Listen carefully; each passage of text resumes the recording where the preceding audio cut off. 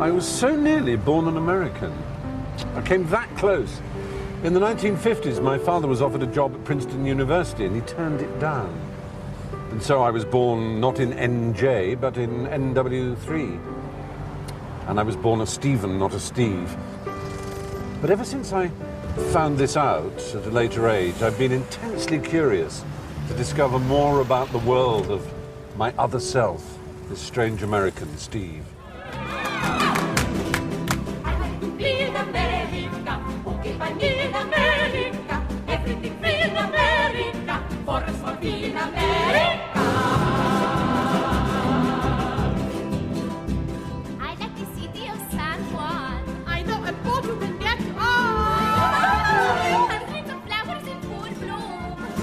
People in each room. Automobile in America, chromium steel in America, wires for wheel in America, very big deal in America.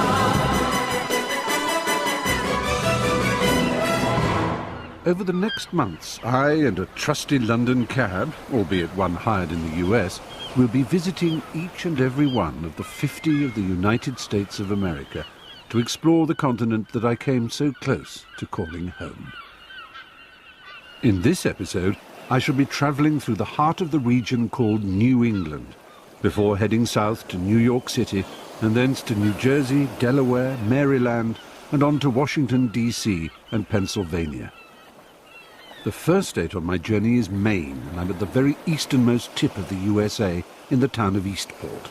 This is the lobster capital of the world, and I'm out on the water with the McPhail family, who've been harvesting the bottom of the sea for 3 generations. So what do I do? Make a pocket, big handfuls, get it nice and tight, cinch it up. Okay. But you got to make sure it stays closed, so the crabs don't pick the bait out. Nice and tight so they pick through here. Oh, I see. What would you say is the view most Americans have of the state of Maine? Pine trees. Pine trees? Moose? Someone told me. Moose. The animal, not the pudding. A lot of people think of lobsters, but they don't realize how much work goes into it. Maine lobster, of course, yeah. Right. 3 out of 4 lobsters sold in America are Maine lobsters. That's what they say. Let them bite you if you have to. What about the people? What would they say is the characteristic of someone from Maine? What do you call themselves? Manians? Maniacs? Easy now. I've been called worse. What is the word? Is there an official word? Oh, hard workers, I guess. Is that generally the view people have of Maine people? I've worked away from the end. As soon as you mention you're from Maine, they'll hire you on the spot, and there ain't no job application, no nothing. Really? That's a pretty good characteristic to have, I guess. Superb. These hardy New Englanders are mainly of Scottish and Irish descent and have in spades that strong Puritan work ethic which has shaped so much of this country. Oh no, I've broken this one. That's coming out of your pay. So how old would you reckon that sort of size? This lobster? Yeah. I'd say it's probably 10, 12 years old. Really? How much would you sell that for? That's probably worth $20, $25. $25? Boat price. Then by the time it got to restaurant... That's probably $60, $70. Yeah. It's not a fair world, is it? With the farmer, the fisherman... We do all the work. The hardest part. I shouldn't say all the work. We do the hardest part. You said hardest part. Now, that's a bit like Boston, isn't it? It sounds almost Australian, hardest, or it's really, really unusual. Back in Eastport, and the morning's catch is unloaded at Bob Del Papa's Chowder House. Angus McPhail, lobster patriarch, has been lobstering all his life and knows a thing or two about these snappy insects of the deep. When you say put to sleep, what does that mean exactly? How can you just kind of, what we usually play with them, kind of, start it out, kind of put the claws down.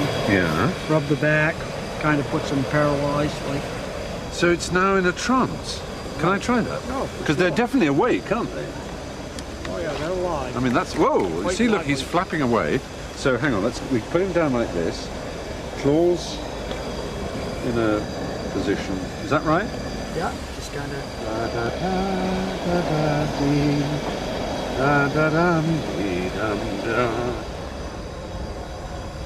Look at that!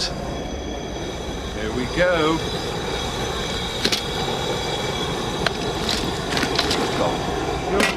I feel a bit cruel, but on the other hand, yay.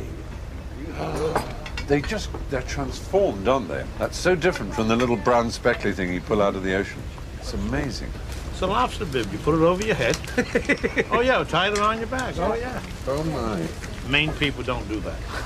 Oh, great. Thank you. So suddenly I'm the only one with one. Where did this taxi cab come from? Did you have trouble? The thing is, Bob, in London, I actually drive a taxi around. I'm not a taxi driver. Oh, I was going to say, is that your profession? No. Taxi cab. No, many okay, people I was think it just should be, checking. but it's just a very useful way of getting around the city.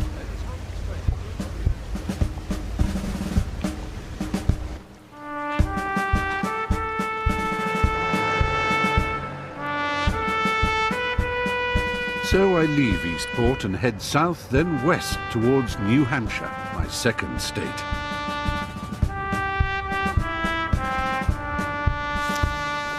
New Hampshire is well known for its role in the US presidential primaries. Over the grueling months of these preliminary elections, all the presidential hopefuls trek to every corner of this small state, each trying to convince the suddenly important New Hampshireites that they have what it takes to be chosen to lead their party in the race to be the most powerful person on earth. Oh, fabulous. Or leader of the free world, as Americans prefer to put How it. many here are Red Sox fans? All right. How many are also Yankees fans? How many of these kind of things does he do a day? It depends on the schedule, but today we have like 2 major events, and then we have a house party, which is our next event. House party? Yeah, so it's a little smaller, more informal. Intimate, and yeah. he meets more people, actually shakes their hands. Yeah. But normally we can have like even 5 in a day. Yeah, and you've no idea what kind of people will be or what the questions will be? No, he just takes them as they come in. At that school in Maine that recently is allowing birth control for a middle school. Yeah. It's unbelievable. Well, there's no question in my view that one of the ways that you help instill, if you will, family values is by having the White House be a place that demonstrates family values. Hi again. Stephen Fry, I'm from the BBC. Nice to see you again, You're yes. lovely, Okay, I Deirdre. It's think been we're very kind to us. doing which way?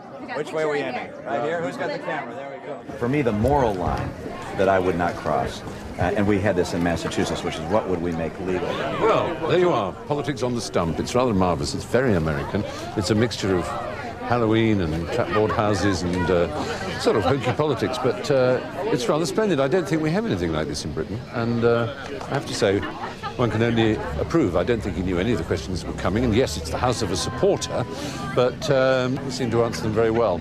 I'm more interested in the process, though. It wouldn't really matter whether he's a Democrat or a Republican. It's the style, and I find it very likable, very amiable, very American in that sense. It's casual, and I think all Americans have a sense of great connection and pride about their democratic beginnings and their sense of being involved in the democratic process. And that's something we could learn in Britain.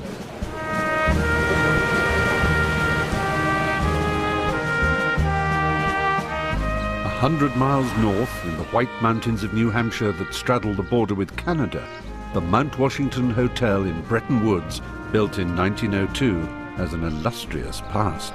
I'd heard of Bretton Woods, but was not really sure what it was. Well, it's this place. It was an international conference held here in 1944 that set up the World Bank, the International Monetary Fund, tied world currencies to the dollar, set up the gold standard, $35 an ounce. Everything our prosperity depends on really started here, because for the first time in history, instead of destroying the enemy, we set up conditions to rebuild. And that's why Germany prospered in the 50s, and that's why we all prospered too.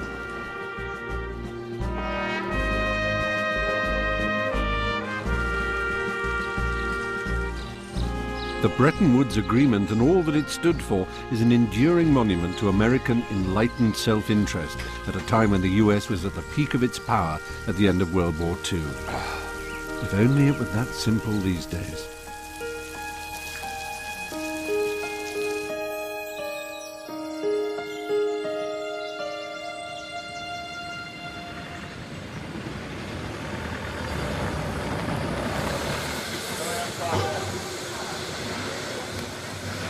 Thank you. Thank you very much. My name is Mike. I'm going to be your brakeman today.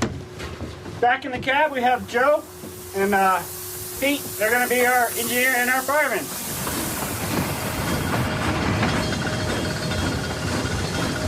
On the world's first and still the greatest cog railway, heading all the way to the top of the highest peak in the northeast of America, Mount Washington. It's an exhilarating ride on a dizzying gradient. When was this line built? The line was built established in 1869. They actually started working on it in 1866. It took 3 years and 100 men to build the original set of tracks. And the amount of fuel that you use for one of these journeys, how much coal? We use a ton of coal. Really? Much more efficient than previous trains when the original trains were actually wood trains. And how much water does it take? It takes about 1,000 gallons. Just from the base to here, we're going to burn about 300 gallons. Was it built for any purpose other than tourism? Nope, solely for tourism. Right. Yep, they used to have a hotel at the top. A hotel at the top of the mountain? Yep. Mount Washington, or Agiakuchuk, in the Native American language, meaning home of the Great Spirit, is the windiest place on the planet. That's official. 231 miles per hour, recorded on April the 12th, 1934. But luckily, not today. I'm on the summit of Mount Washington, 6,300 feet up. And around me, all of New England lies. There's New York State, Connecticut, Maine and Vermont. And we're right in the middle, of course, well, the top half of New Hampshire.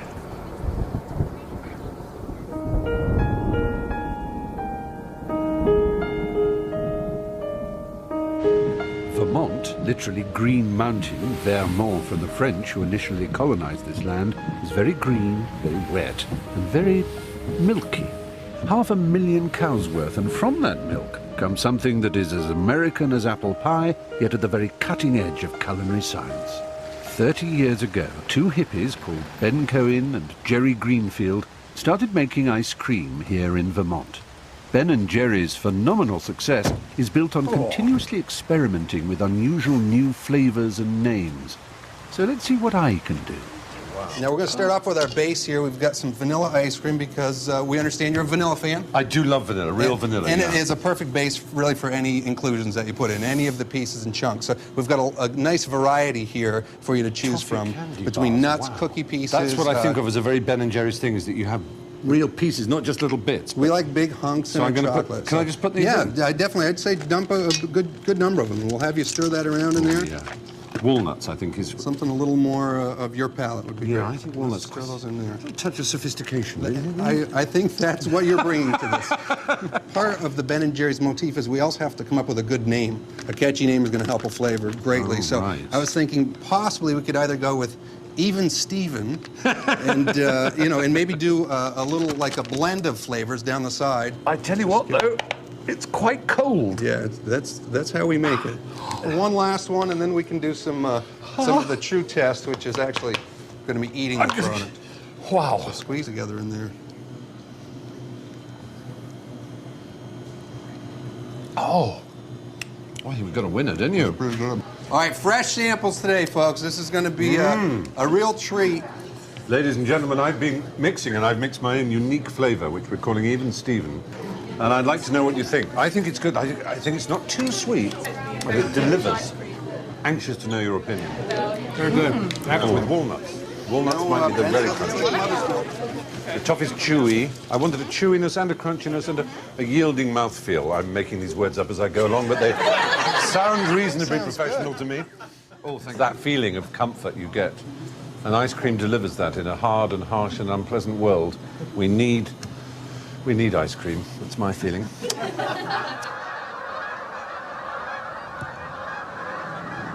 And so we say farewell, Vermont, state of Ben and land of Jerry.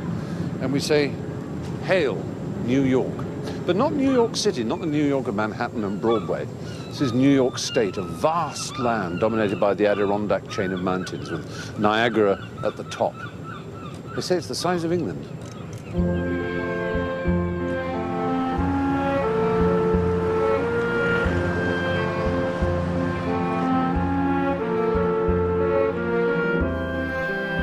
The Adirondack Mountains were the first playground of the super wealthy of that Gilded Age back at the beginning of the 20th century. The Rockefellers and Vanderbilts built their so-called great camps in the cool hills to escape the humid cities where they'd made their millions. But it was camping in a style and opulence never seen before or since.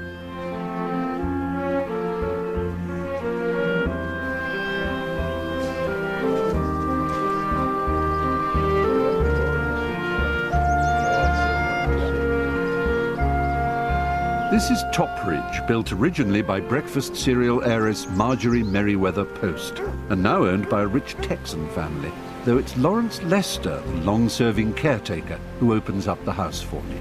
And for how many weeks of the year would the family be here? About 8 weeks. 8 weeks? 8 weeks each year. Oh. Gosh. Is that something?